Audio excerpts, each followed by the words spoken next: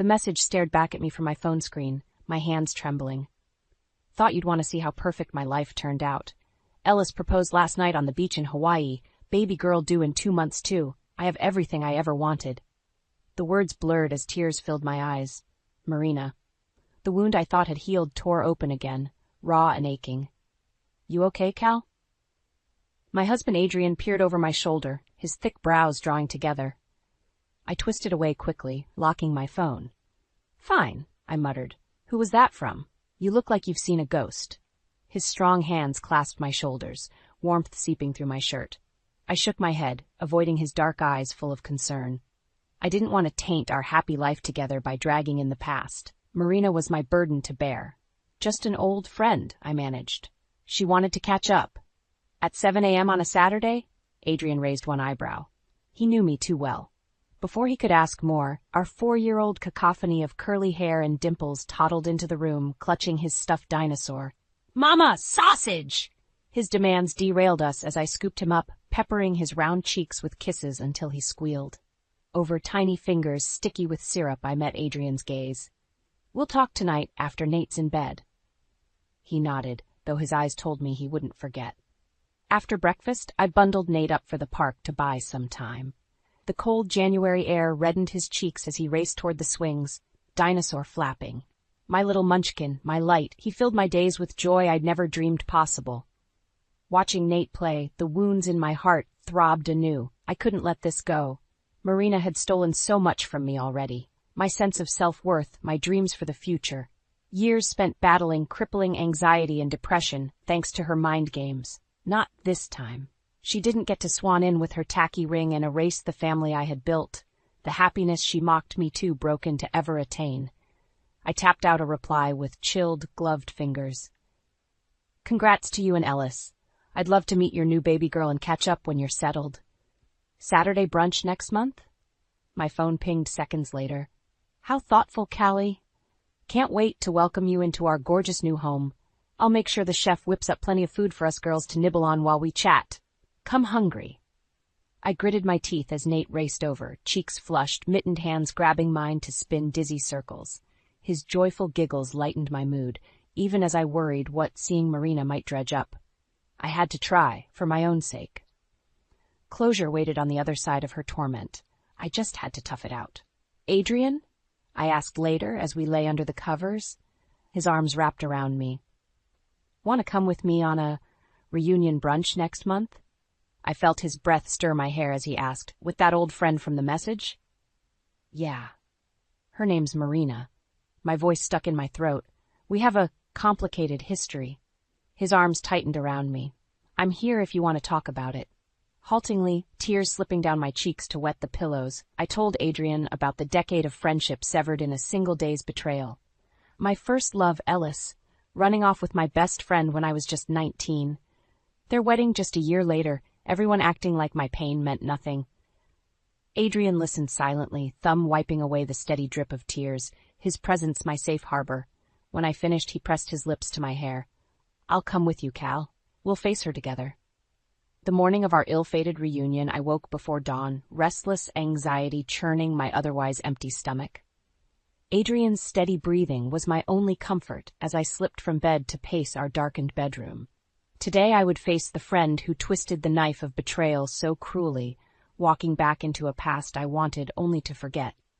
But forgetting let her win. This time I looked her in the eye as an equal.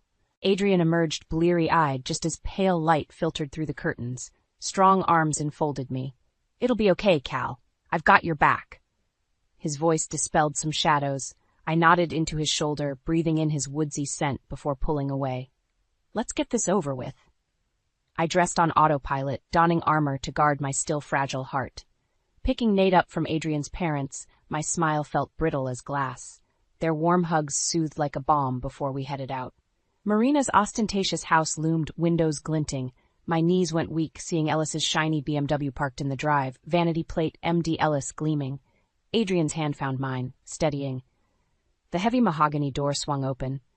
Marina posed like a magazine spread come to life in a clingy red dress, flawless makeup unable to hide the calculating glint in her eyes as they raked over me.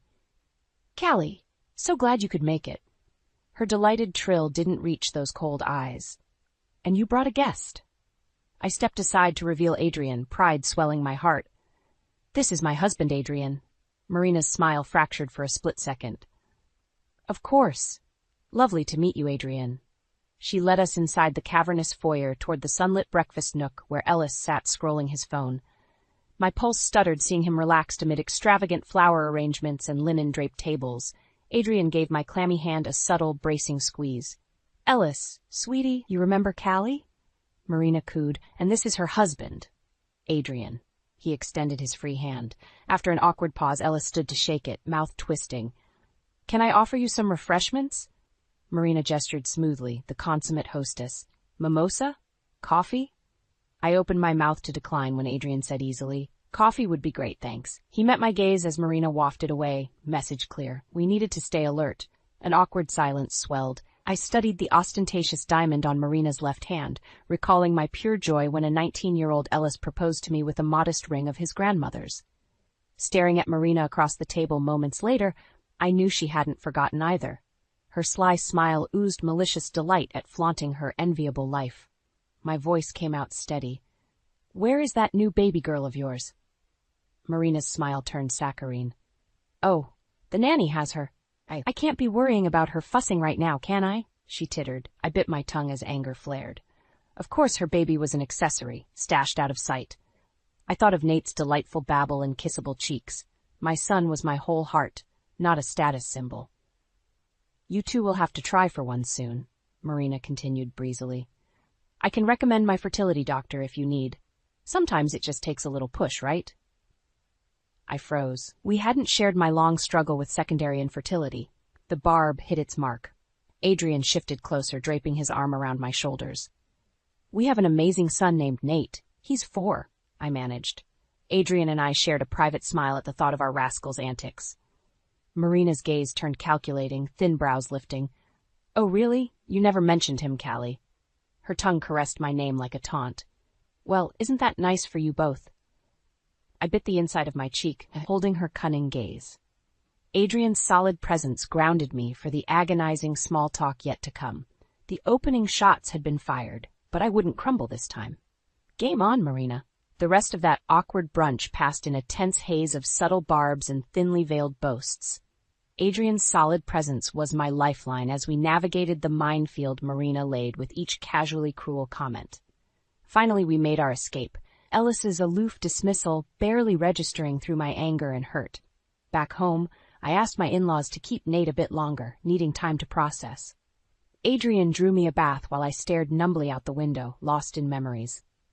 The wound Marina ripped open refused to stop seeping anguish, no matter how I tried to stem the flow. I let the lavender-scented water soothe my frazzled nerves before joining Adrian where he waited on our bed. No words passed between us at first in the quiet sanctuary of our room. I found solace leaning against his broad chest, his fingers slowly carding through my damp hair in wordless support. When I felt grounded enough in the present moment, the words started spilling out. Seeing them today was harder than I expected, I admitted. It all came flooding back. How much they hurt me. Adrian listened intently as I plunged into memories I usually kept locked away, finding comfort in having a safe place to unpack that painful baggage. I told Adrian about my teenage years as the shy, awkward girl struggling to believe I deserved friends or admiration. Marina had seemed like a gift, beautiful and bubbly. Her confidence drew others like moths to a flame.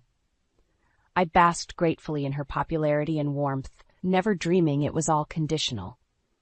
The first cracks appeared when I caught the eye of Ellis, a handsome track star 2 years above us. Popular Marina had dated strong-jawed football players and cocky student government types more suited to her glittering social tier before. The way she looked at me when Ellis and I shared milkshakes and held hands in the hallways should have warned me our days were numbered. But I was young and blind, drunk on nascent love.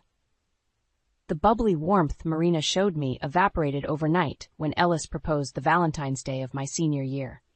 At our celebratory sleepover 2 days later, I emerged from the bathroom to find them half naked and frantic in my bed. Every insecurity came crashing down at once, my sense of self-worth shredded beyond repair. They didn't just take my future or my social life.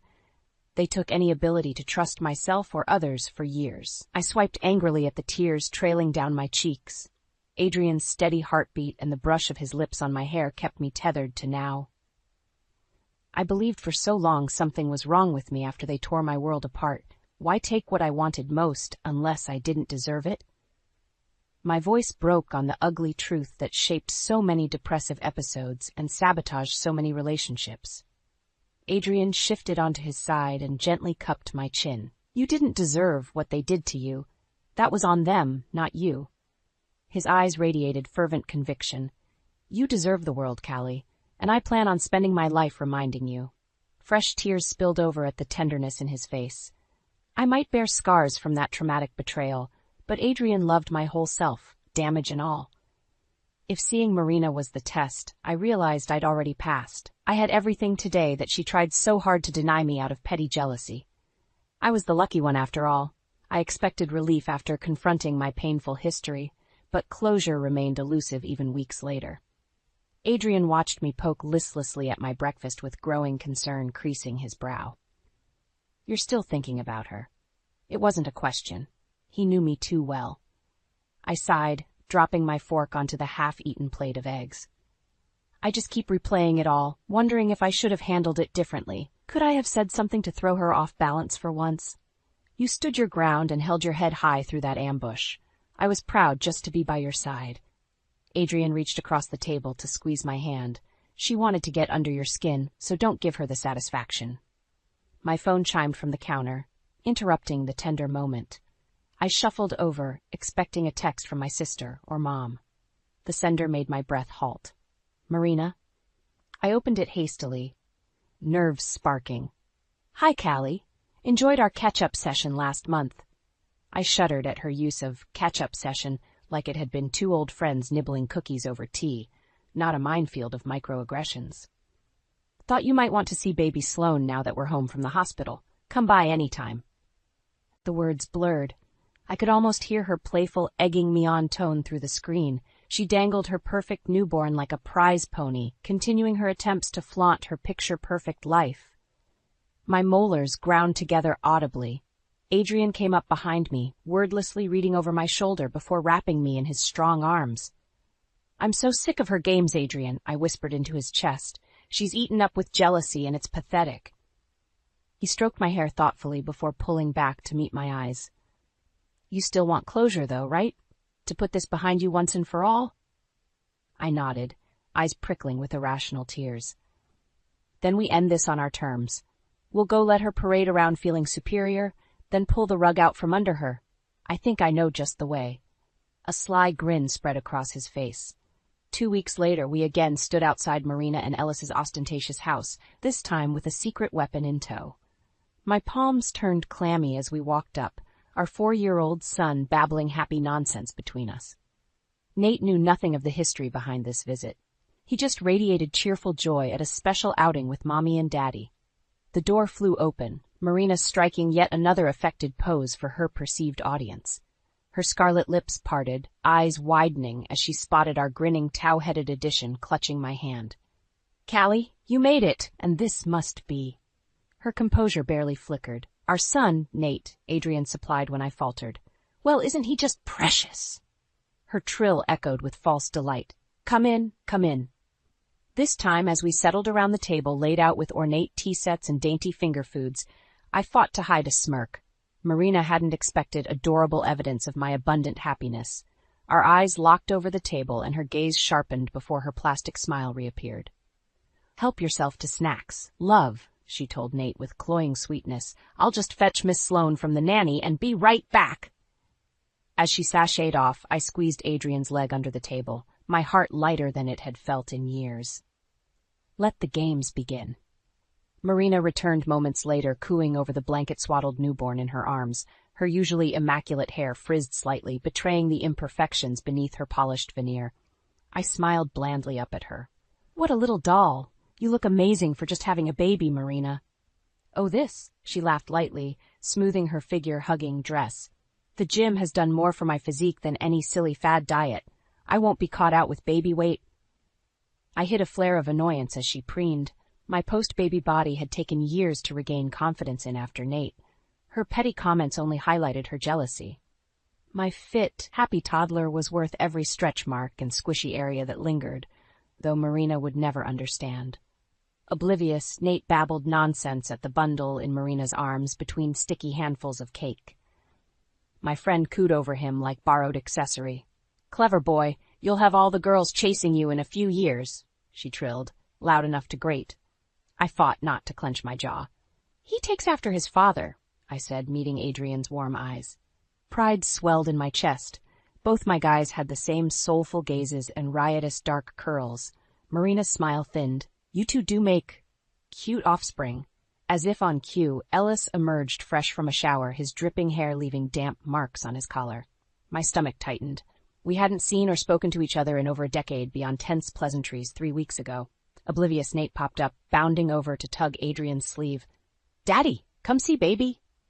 Ellis froze. Eyes narrowing, he took in our son's coloring, a perfect blend of Adrian's Cuban roots and my fair Scottish heritage.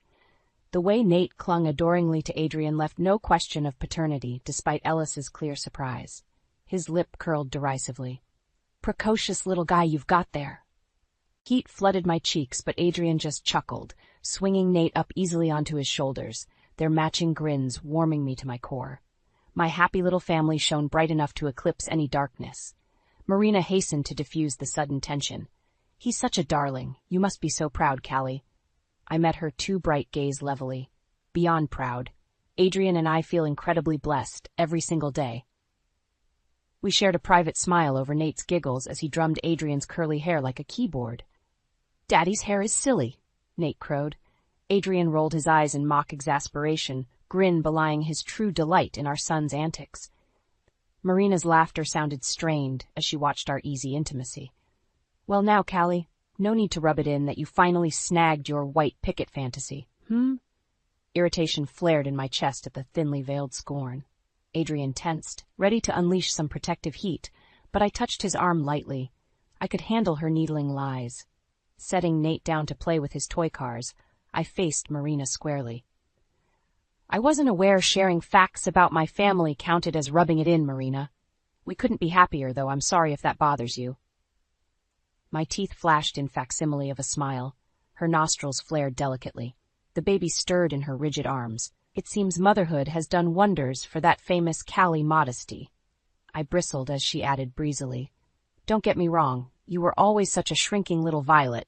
I'm glad you finally grew some thorns." Nate's joyful babble underscored the tense silence. Adrian radiated fury beside me, but I squeezed his hand, willing patience. Just a little longer. I let the pretense fall away, meeting Marina's spite-filled gaze with calm certainty. "Maybe you just didn't know me as well as you thought back then." My smile felt more genuine than it had in years. "But I know who I am now. Finally." Marina's frosted pink lips pressed into a thin line, manicured nails digging cruel half-moons into Sloane's blanket. Before she could retort, the front door burst open.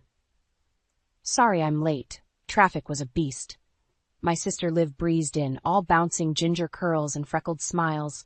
Her entrance allowed the tense moment to deflate. I almost laughed at the matching, dumbfounded expressions on Ellis and Marina's faces as Liv prattled on, peeling off her coat and scarf to drape on a chair. "I ran into James downtown last week," Liv continued, dropping a kiss on Nate's head as she passed by him playing on the floor. "That man has aged like fine wine, I tell ya." She turned to Adrian with a wink. "No offense, darling." Adrian just chuckled, slinging an arm around my shoulders. "None taken." I bit my lip, watching emotions flicker across Marina's face in rapid succession. Surprise, confusion, dawning unease as she processed our unexpected tag team. Two could play at her manipulation games. "Marina, Ellis, this is my sister Olivia," I introduced after an awkward beat. "Liv, meet my old classmates." "Lovely to meet Callie's nearest and dearest," Liv enthused, shaking their limp hands before cooing at the now fussy newborn. "Ooh, what a wee bairn you have here." Marina shushed Sloane absently, eyes narrowed at our cozy dynamic. I watched the wheels turn behind her calculating gaze. She thought inviting me over would let her gloat about her picture-perfect life, never imagining I now had an abundant support system beyond just Adrian. Well, this is cozy. Marina cleared her throat with affected daintiness. Anyone for more tea? Oh, I'd love a splash, Liv sighed, claiming Marina's vacated seat with enthusiasm. Oblivious to the undercurrents, she launched into a story about her salon mishaps that week, bright laughter filling the terse room. Across from me, I noticed Ellis boring holes in Adrian with his stare. My husband seemed relaxed, one arm draped casually over my chair, but I recognized the protective set of his jaw. Adrian radiated easy confidence. This was his arena after all. So, Adrian, is it? What line of work are you in? Ellis bit out abruptly. Trust a type A doctor like Ellis to lead with thinly veiled competition. Beside him, Marina perked up, clearly wondering the same thing. Adrian smiled placidly. I'm a chef and restaurateur. Own a few local spots downtown. You've probably heard of Blackbird? I hid a smirk at their dumbstruck expressions. Adrian's flagship restaurant, Blackbird, was a massive success, featured in magazines and constantly booked months in advance. Far cry from the struggling line cook I'd met years ago, though his humble drive remained unchanged. I can't say I've had the pleasure. Ellis practically choked out the admission, though I don't often dine out with my schedule. We'll have to fix that, Adrian said easily. Dinner is on me anytime. I insist. His generosity contrasted Ellis's transparent posturing beautifully. Adrian shone confident and self-assured, born of years proving naysayers wrong, while Ellis still clung to same arrogance that drove him to cruelly stomp on my young heart. How had I ever found that appealing? I settled deeper into Adrian's loose embrace with a hidden smile. Marina and Ellis wore equally sour expressions. All their scheming to humiliate me only reflected back their own inferiority complexes, while highlighting what truly mattered, my family. The dam broke over an otherwise innocuous comment. Liv, bless her oblivious heart, turned to me with a wide grin. So, Collie, think you and Adrian will give little Nate a sibling sometime soon? You know I'm dying to be Auntie Livy to a wee lassie, too. My chest tightened reflexively. We hadn't shared my secondary infertility struggles outside of close family, given the painful sensitivity. I opened my mouth, flailing for a polite deflection, but Marina spoke first. Oh, they already tried, didn't you, Callie? Her tongue caressed my name mockingly, eyes glinting. Apparently it didn't take. Fury roared in my ears. The indignity of her smirking down at me, using my private pain as ammunition, broke the final thread of patience holding me back. Adrian shifted beside me, seconds from snapping, but I squeezed his wrist lightly. This was my battle, the culmination of years of my nightmares, starring Marina's sweetly smiling cruelty. No more. Setting my tea down with precise, controlled movements, I met her glittering stare. I apologize if our happy news today threatens you, Marina. It must be uncomfortable realizing your bizarre invitations failed to showcase the perfect life you clearly crave affirmation for. I kept my voice calm and steady, like my hammering heart wasn't audible. The thing is, our lives were never in competition. I don't need to put you down to lift myself up like you seem determined to do. I'm genuinely happy, though I'm sorry if the same isn't true for you. Marina reeled back as if I'd struck her, cheeks flushed beneath artfully contoured makeup. For the first time in our long rivalry, she had no facile retort prepared. The raw, unveiled hurt in her eyes penetrated through her superficial shields, offering a glimpse of the scared little girl still inside. The one who lashed out in fear of being judged or found unworthy. My anger drained away just as quickly as it arose. With sudden clarity, I realized Marina was the one still living in our traumatic past, prisoner of old insecurities blinding her. Meanwhile, I'd found peace through Adrian's love and the family we built together, the very things she tried so hard to deny me. Her efforts no longer even dented my joy or self-worth. I had finally won by refusing to keep playing her games at all. Into the loaded silence, Adrian added the coup de grace we orchestrated ahead of time for this moment. Well, this has been an experience, but I think it's best we head home. Busy day tomorrow, finalizing the offer on that new restaurant space. He checked his watch theatrically. Plus, I have a meeting scheduled first thing to brief Ellis's administrators on certain concerning workplace behaviors that have come up. Ellis blanched. As a department chair at the hospital, with a reputation for coasting on prestige and family connections over work ethic, scrutiny into shady practices could be career-ending. Adrian's expression remained placid, but his eyes flashed triumphantly. Nothing brought him more satisfaction than seeing entitled bullies face real consequences. Marina looked rapidly between them in dawning dismay before turning wounded eyes my way. For a heartbeat I saw again the quivering, rejected 17-year-old girl I'd once been. My chest ached with grief for our broken friendship, the lost potential. Then the shutters descended once more, and scowling, emulate Marina hid her wounds away, turning without another word to seek refuge behind the fortress of her meaningless perfections. Just like that, it was over. I walked away without a backwards glance, finally free. My talk with Liv 2 nights later revealed the full ripple effects from that explosive day.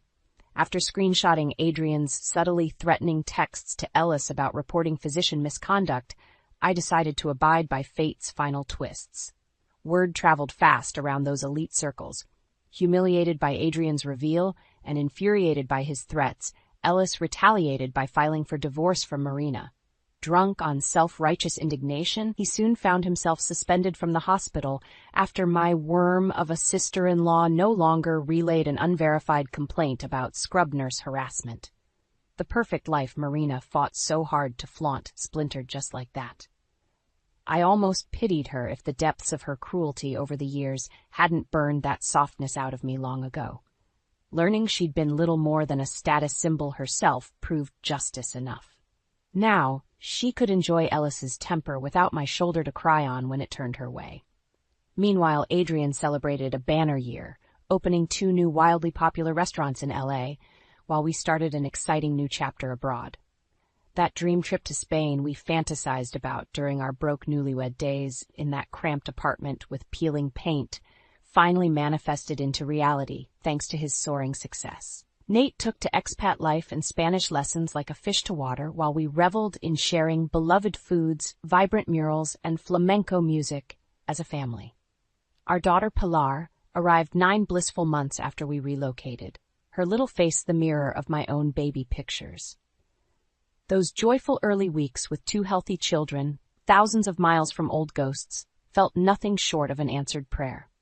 On Pilar's first birthday, I video called my parents back in the States, keeping one eye on our giggling baby covered in cake.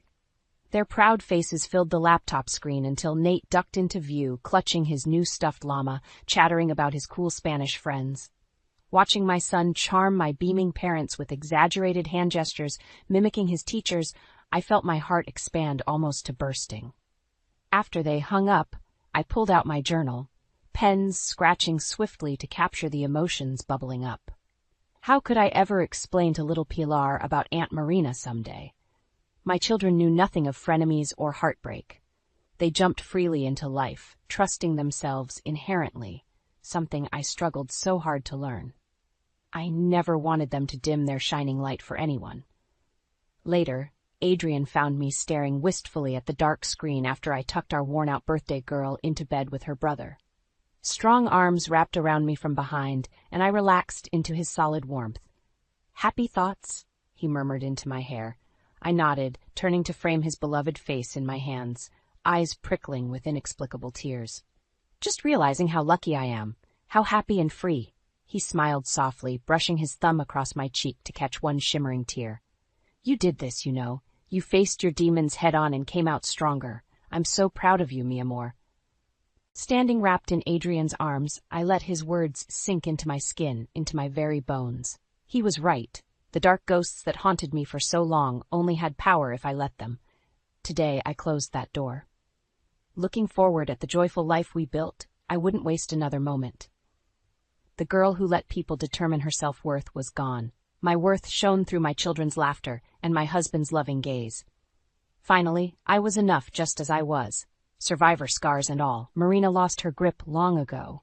I smiled up at Adrian through tears of hard-won peace, softly echoing his words. "I did this.